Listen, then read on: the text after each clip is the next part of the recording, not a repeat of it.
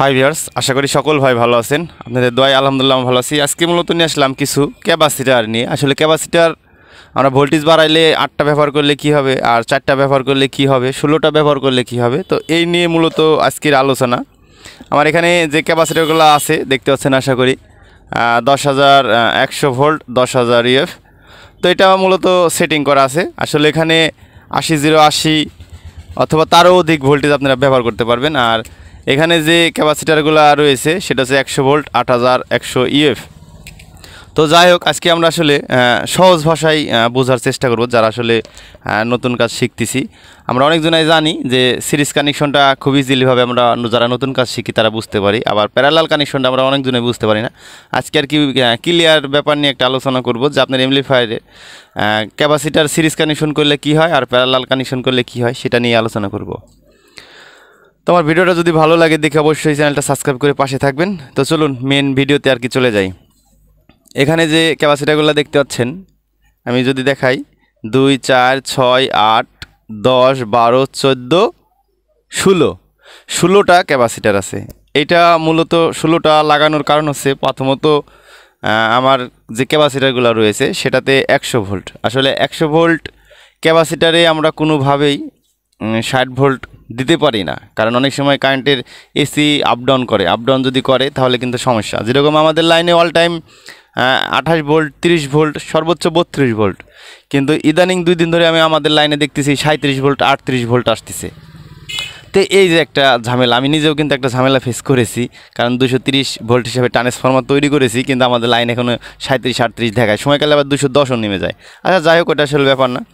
তো আমরা এই বোর্ডটাকে পাশে রাখবো, পাশে রেখে সহজ ভাষায় আপনাদেরকে আর কি এটা দিয়ে ক্যাপাসিটার দিয়ে যেহেতু এটা খোলা আছে এটা দিয়ে বোঝানোর আর কি চেষ্টা করব। তো সিরিজ কানেকশনটা মূলত কীভাবে হয় আপনারা জানেন। সিরিজ কানেকশনটা যেরকম মনে করেন যে আপনাকে দুইটা যদি ব্যাটারি মনে করেন যে লাগানো দেওয়া হয়, তাহলে কিন্তু আপনার একটা নেগেটিভ একটা পজিটিভ এভাবে করলে কিন্তু আপনারা মনে করেন সিরিজ কানেকশন করলে কি হয়, ভোল্ট বাড়ে। আর ক্যাপাসিটারের হিসাবটা মূলত কিন্তু একটা আলাদা ব্যাপার। দেখতে পাচ্ছেন এটা কিন্তু নেগেটিভ। তো আমরা নেগেটিভটা যদি এইভাবে রেখে দিই, এই পাশে নেগেটিভ, আর এই নেগেটিভের সাথে জোড়া দেবো আমরা পজিটিভ। মূলত এটা দিয়েও কিন্তু একটা এমপ্লিফায়ার তৈরি করা যায়, কিন্তু অল্প ভোল্ট। আপনি যদি মনে করেন যে আমি 80 ভোল্ট ব্যবহার করব, আসলে 80 ভোল্ট 100 ভোল্ট ক্যাপাসিটার কুলাবে না, ওই ক্ষেত্রে আমাকে সিরিজ কানেকশন করা লাগে। তারপরে কি করব, এটা হচ্ছে পজিটিভ নেগেটিভ পজিটিভ নেগেটিভ, তাহলে এই নেগেটিভের সাথে আমরা আরেকটা পজিটিভ এভাবে জোড়া দিয়ে দেব। আর মূলত কিন্তু আপনার ভোল্টেজ বাড়াইতে গেলে কিন্তু সর্বনিম্ন আপনাকে 4টা ক্যাপাসিটার ব্যবহার করা লাগবে। তো যাই হোক, একটা জিনিস দিয়ে এখন আসলে আমরা বোঝাই। এটা হচ্ছে আপনার positive negative positive negative positive negative positive. তাহলে কি হবে, এখানে আমরা ধরুন 4টা ক্যাপাসিটার ব্যবহার করেছি, প্রত্যেকটাতে কিন্তু মনে করেন আমরা 10,000 হিসাবেই ধরলাম বোঝানোর জন্য। এখানে যেহেতু 8100 লেখা আছে আমরা 10,000 ধরলাম, তাহলে আমার 10,000, 20,000, 30,000, 40,000 মাইক্রোফ্যারাড হওয়ার কথা, কিন্তু এখানে আমাদের 40,000 মাইক্রোফ্যারাড থাকবে না।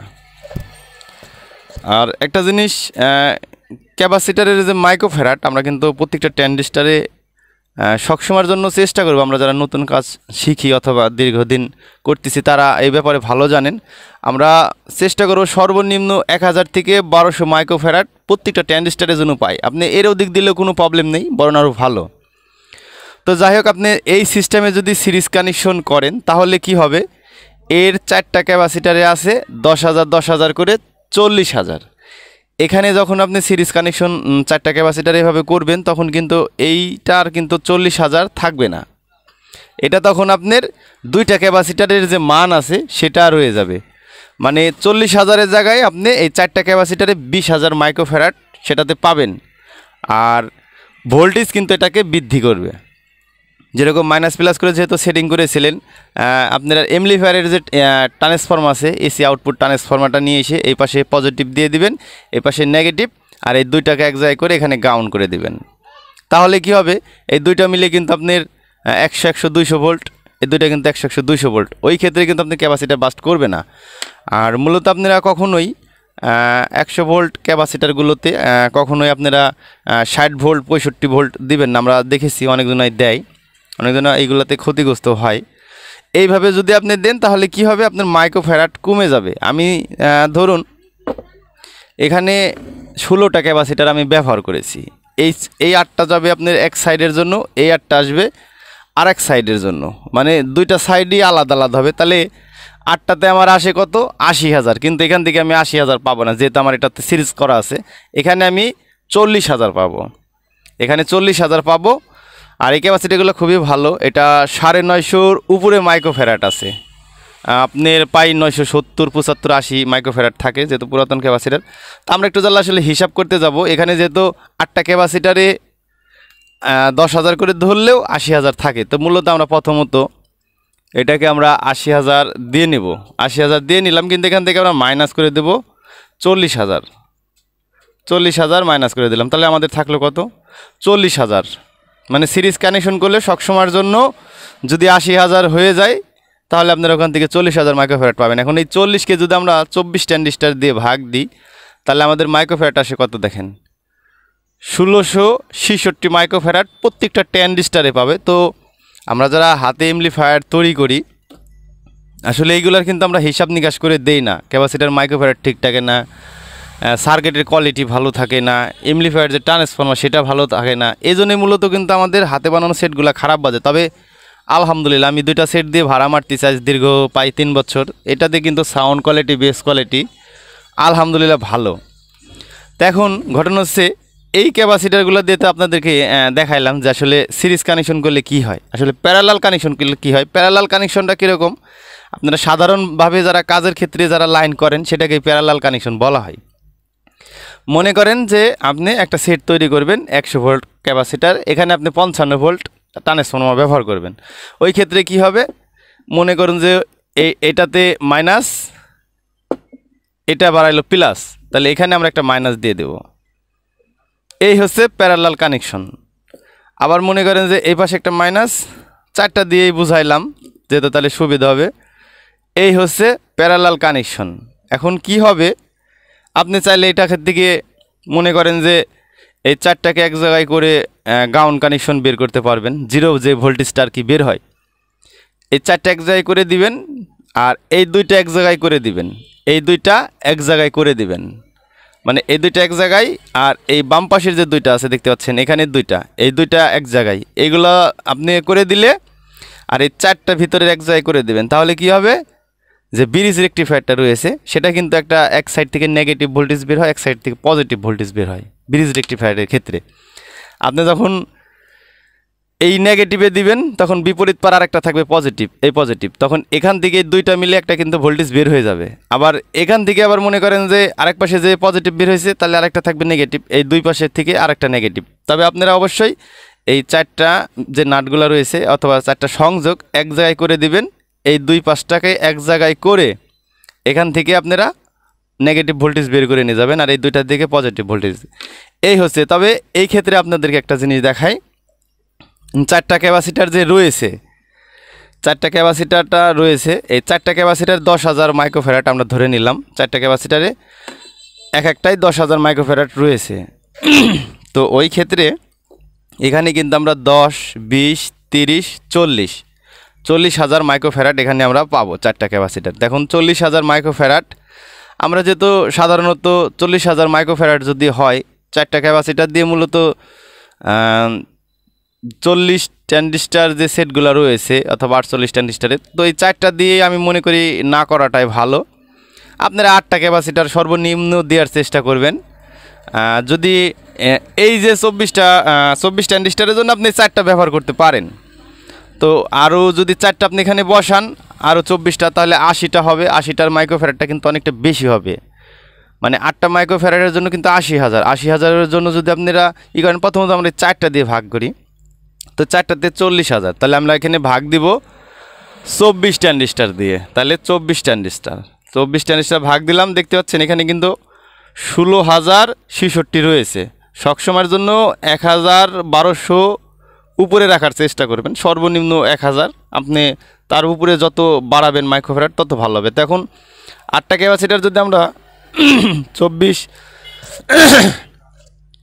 24 যে ট্রানজিস্টারগুলো রয়েছে, তো এই 24 ট্রানজিস্টারের জন্য আর লেফট রাইটের 24-এর জন্য 48টা। তো 48টার জন্য যদি আমরা 8টা ক্যাপাসিটার ব্যবহার করি 10,000 মাইক্রোফ্যারাড, তাহলে 80,000 হবে। এখান থেকে আমরা 24 48 দিয়ে ভাগ দিয়ে দেবো। দেখতে পাচ্ছেন 1666টা। তো এইভাবে মূলত যদি আপনারা এমপ্লিফায়ার যে সিরিজ কানেকশন করলে কিন্তু মূলত আপনাদের ক্যাপাসিটারের যে মাইক্রোফ্যারাডটা রয়েছে সেটা কিন্তু কমে যায়। এখানে 4টা ক্যাপাসিটার দিয়ে আমরা সিরিজ কানেকশন করে পাচ্ছি কি 2টা ক্যাপাসিটারের জন্য 20,000 মাইক্রোফ্যারাড, আর 2টা কিন্তু আমাদের এখান থেকে মাইনাস হয়ে যাচ্ছে। আর যখন আমরা সিরিজ কানেকশন করব, তবে অবশ্যই আপনাদেরকে একটা জিনিস দেখাই, সেটা হচ্ছে আমরা যে CS4080 যে ইটা ব্যবহার করি, যে এমপ্লিফায়ারের যে ক্যাপাসিটারের বোর্ডটা, ফিল্টারিং বোর্ডটা যে আমরা ব্যবহার করি, সেটাতে কিন্তু আপনার এইভাবে সিরিজ কানেকশন করা থাকে। সিরিজ কানেকশনটা করা থাকলে কিন্তু আসলে সেটার মাইক্রোফ্যারাডটা কিন্তু কমে যায়। তবে ওর হাই ভোল্টেজ লো ভোল্টেজ আছে, ওই ক্ষেত্রে আপনার একটু সুযোগ সুবিধা তার থাকে। তবে আপনারা সিরিজ কানেকশন করলে একটা লাভ হবে, সেটা কি ক্যাপাসিটারের পরিমাণ বেশি লাগবে, তবে আপনি ভোল্টেজ বেশি ব্যবহার করতে পারবেন। মনে করুন যে এই একটা ক্যাপাসিটার 100 ভোল্টের ক্যাপাসিটার, এটা এই 100 ভোল্টের ক্যাপাসিটারে এখানে তো আমি 80 ভোল্ট কখনো ব্যবহার করতে পারবো না। তাহলে এটাকে আমাকে সিরিজ কানেকশন করে অন্তত 200 ভোল্ট অথবা 180 ভোল্ট অথবা 160 ভোল্ট, সর্বনিম্ন 160 ভোল্ট আপনাকে করা লাগবে। 160 ভোল্ট করলে কি হবে, অনেক ভাইয়ের কিন্তু ক্যাপাসিটার ঘন ঘন ফেটে যায়। ফাটার মেন কারণ হচ্ছে ক্যাপাসিটারের সাথে ভোল্টেজের অ্যাডজাস্টার একটা মিল নেই। মনে করেন যে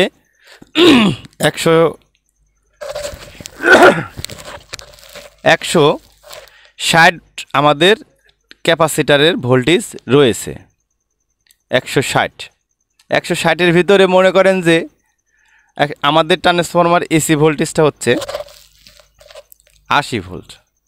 তো 80 ভোল্ট যদি থাকে, আমাদের হাতে এক্সট্রা থাকতেছে 80 ভোল্ট, এখান থেকে আমরা মাইনাস করে দেব 45 ভোল্ট। ক্যাপাসিটারের রিজার্ভের জন্য 45 ভোল্ট মাইনাস করে দেব, থাকবে 35 ভোল্ট। এখান থেকে আমরা যে 20 ভোল্ট মাইনাস করব ভোল্টেজ আপ ডাউনের ক্ষেত্রে, 20 ভোল্ট অথবা 25 ভোল্ট এরকম আপ ডাউন করার জন্য 20 ভোল্ট করে দিলাম। যে 15 যে এটা থাকতেছে, এই 15টা মনে করেন যে এক্সট্রা। আসলে ভোল্টেজের সাথে অ্যাডজাস্ট করে ক্যাপাসিটার মেলানো খুব অসম্ভব। আপনারা সবসময় চেষ্টা করবেন যে ক্যাপাসিটারের যে ইটা রয়েছে, ভোল্টেজ যদি 200 হয়ে যায়, আপনার এখানে যদি হয়ে যায় ভোল্টেজ যদি আপনি কমও দেন, ওই ক্ষেত্রে কিন্তু আহামরি প্রবলেম হবে না, কিন্তু কম দিলে ফেটে যাবে। আপনি যখন এটাতে 160 ভোল্ট রয়েছে, আপনি 80 ভোল্ট ক্যাপাসিটার দিলে বরং ক্যাপাসিটারটা ভালো থাকবে। কিন্তু আপনার 100 ভোল্টের ক্যাপাসিটারে যদি আপনি 60 ভোল্ট ঢুকাইতে যান, তাহলে আপনি ক্যাপাসিটার বাস্ট করবে। তো এই ক্ষেত্রে আমি সবাইকে বলি যে আপনার যে ট্রান্সফরমার যদি 80-080 ট্রান্সফরমার হয়, ওই ক্ষেত্রে অন্তত ক্যাপাসিটারের ভোল্টেজ আপনাকে 60 ভোল্ট প্লাস ক্যাপাসিটারের ধারণ ক্ষমতা থাকা লাগবে। মনে করেন যে সাপোজ আমরা 80 ভোল্ট যদি ব্যবহার করি, প্লাস আমরা এখান থেকে 50 ভোল্ট অথবা 60 ভোল্ট এক্সেস নিয়ে নেব। আমার ট্রান্সফরমারতে আছে 80 ভোল্ট, 80-080 ট্রান্সফরমার, তাহলে এই ক্ষেত্রে আমরা এক্সট্রা 60 ভোল্ট এক্সট্রা ধরে নেব। তাহলে আসতেছে আমাদের 120, মানে 140। আপনার এখানে 160 যদি হয়, ওই ক্ষেত্রে আরও ভালো, ক্যাপাসিটার লং লাস্টিং করবে, বেশি বাস্ট করবে না। আমার কথা যদি আপনাদের বিশ্বাস না হয়, অবশ্যই যারা ক্যাপাসিটারে হিসাব করে থাকে আপনারা তাদের সাথে দেখতে পারেন। আপনাদের একটা বাস্তব জিনিস আমি দেখাই।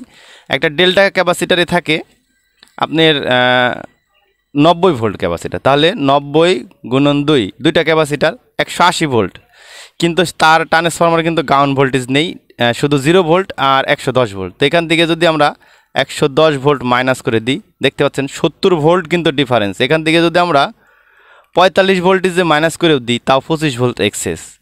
আপনি একটা জিনিস দেখেন, CA30 যে ক্যাপাসিটারগুলো রয়েছে, এগুলো কিন্তু মাঝে সাঝেই বাস্ট করে, কিন্তু ডেল্টার আপনারা কখনো হয়তো বা বলতে পারবেন না যে আমার ডেল্টার ক্যাপাসিটার বাস্ট করেছে। তো এই হচ্ছে তফাৎ। আপনারা এইভাবে কাজ করলে অবশ্যই ভালো মানের ক্যাপাসিটার ব্যবহার করবেন। আসলে দেখতে দেখতে ভিডিওটা আসলে অনেক বড় হয়ে গেল, আর বড় করতে চাচ্ছি না। আসলে আমি যতগুলা কথা বলেছি যেই ব্যাপারে ভিডিও তৈরি করেছি সেই ব্যাপারে যদি আসলে আপনাদের কোনো ভিডিওর কোনো অংশ যদি বুঝতে ভুল হয় তাহলে অবশ্যই আমাদেরকে কমেন্টে এসে জানাবেন। আমরা সর্বোচ্চ চেষ্টা করব আপনাদেরকে সমাধান কোনো প্রশ্নর অ্যান্সার দেওয়ার। আর ভিডিওটা দেখে যদি আপনাদের উপকৃত হয়ে থাকে অবশ্যই চ্যানেলটা সাবস্ক্রাইব করে পাশে থাকবেন। সবাই ভালো থাকবেন, সুস্থ থাকবেন। আল্লাহ হাফেজ।